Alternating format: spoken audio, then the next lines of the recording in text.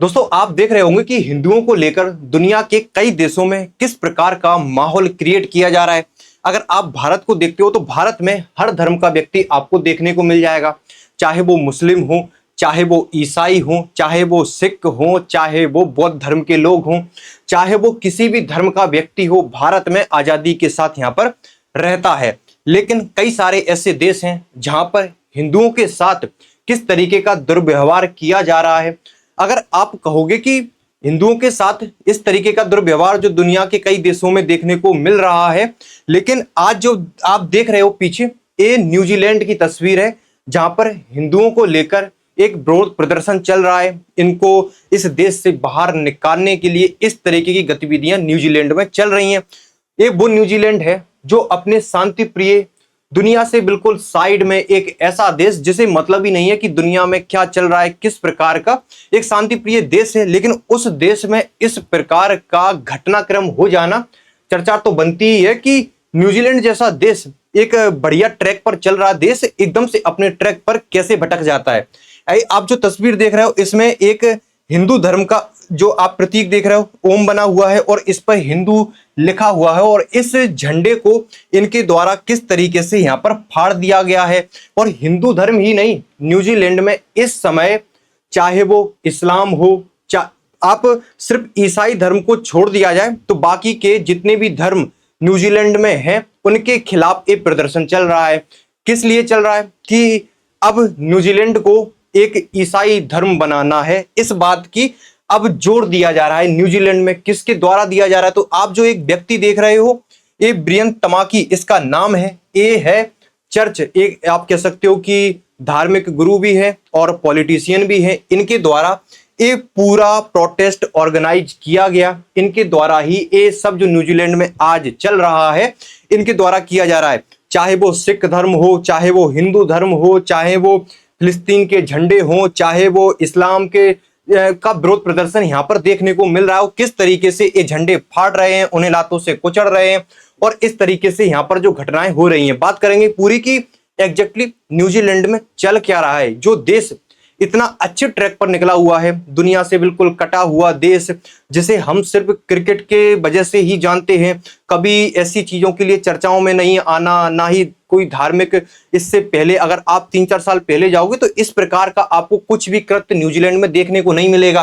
कुछ दिन पहले ही आपने देखा था जो माओवी है, इन्होंने जो पार्लियामेंट है न्यूजीलैंड की, इसमें भी एक प्रोटेस्ट किया था कि जो हमारा कल्चर है उनको लेकर इन्होंने हाका हाका जो सॉन्ग है, इनका ट्रेडिशन सॉन्ग है, उसको यहाँ पर उसको लेकर विरोध प्रदर्शन इसमें किया था। उसके बाद से ये पहला कृत्य, उसके बाद से धीरे धीरे न्यूजीलैंड एक ऐसे रास्ते पर निकल रहा है जहां से न्यूजीलैंड आने वाला फ्यूचर न्यूजीलैंड का कैसा होगा, जो दुनिया में आज चल रहा है, क्या इसी प्रकार से एक द्वीपीय देश इस चीज में कैसे फंस रहा है। बात करेंगे कि किस तरीके से न्यूजीलैंड के हालात बने हुए हैं।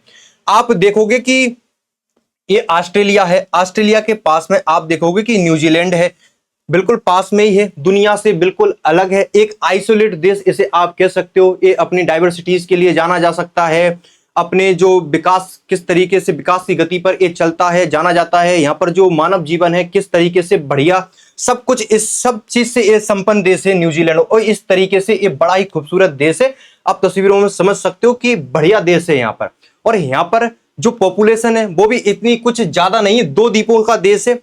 जो देश आप देख रहे हो 2 द्वीपों का है। एक जो बड़ी सिटी है इनकी ऑकलैंड है, इनकी जो राजधानी है वो वेलिंगटन है, छोटा सा देश है बिल्कुल। और आप जब इसके देखोगे कि इस देश में कौन कौन से लोग पाए जाते हैं, जहां पर 67% यूरोपियन लोग ही हैं, यानी कि यूरोप से जो लोग आए, यानी अब पता होगा अंग्रेजों ने जब इस सब की खोज की, जब भारत में अंग्रेज आए उसके बाद से यहाँ पर जो ऑस्ट्रेलिया आना हुआ, ऑस्ट्रेलिया से न्यूजीलैंड आना हुआ, यहाँ पर धीरे धीरे लोगों का यहाँ पर आना शुरू हुआ, और ज्यादातर आपको यूरोपियन लोग ही यहाँ पर बसे मिलेंगे।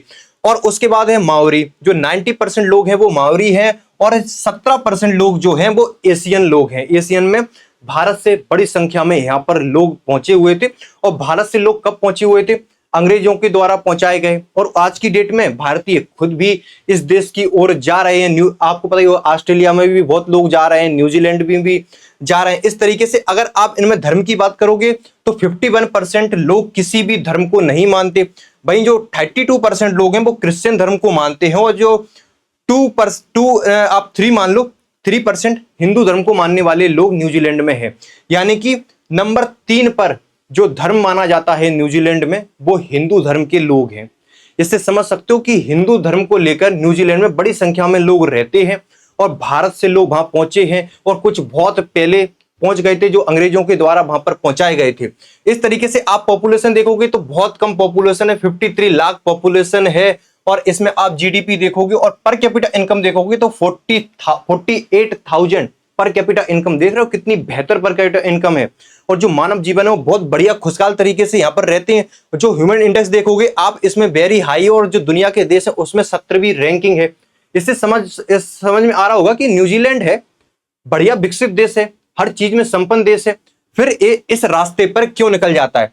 ये आप जो देख रहे हो ये एक लीडर है, आप इन्हें लीडर कह सकते हो, आप इन्हें धार्मिक गुरु कह सकते हो, क्योंकि चर्च चलाते हैं। इनका नाम है ब्रियन तमाकी। इनके द्वारा एक जो डेस्टिनी चर्च है ये चलाई जाती है, और ये जून 20 और 22 की एक डेट देते हैं कि इस डेट पर हम सब लोग इकट्ठा होंगे।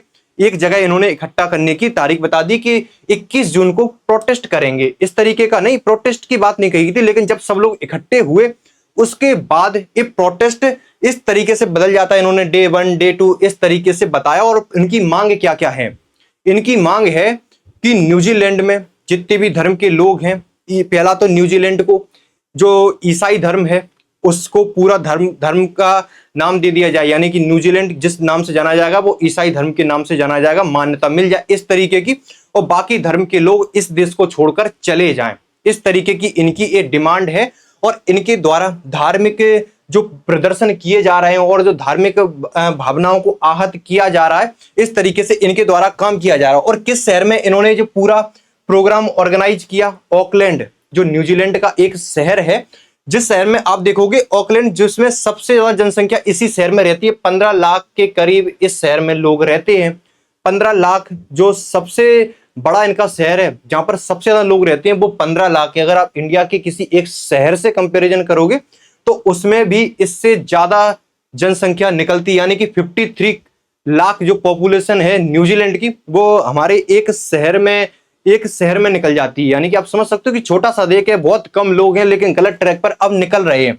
शुरुआत धीरे धीरे हो रही है 2020 से। अगर आप बात करोगे 2020 से जो भी न्यूजीलैंड में जो प्रदर्शन हो रहे हैं, या तो वो रेसिज्म के आधार पर हो रहे हैं, धर्म के आधार पर हो रहे हैं, जातिवाद के आधार पर हो रहे हैं, यानी कि नस्ल भेद एक तरीके से आप कह सकते हो किया जा रहा है कि तुम लोग हमसे अलग हो, यानी कि तुम हमारे देश में क्या कर रहे हो, तुम हमारे देश से वापस जाओ। इस तरीके का जो भारत के लोग हैं, जो 3% हिंदू जो कि न्यूजीलैंड में रहते हैं, आप ज्यादातर देखोगे तो पंजाब, हरियाणा, गुजरात के जो लोग हैं बड़ी संख्या में यहाँ पर व्यापार करते हैं। और न्यूजीलैंड में जो आप फार्म देख रहे हो वो हरियाणा के, पंजाब के लोग, इस तरीके के लोग चलाते हैं।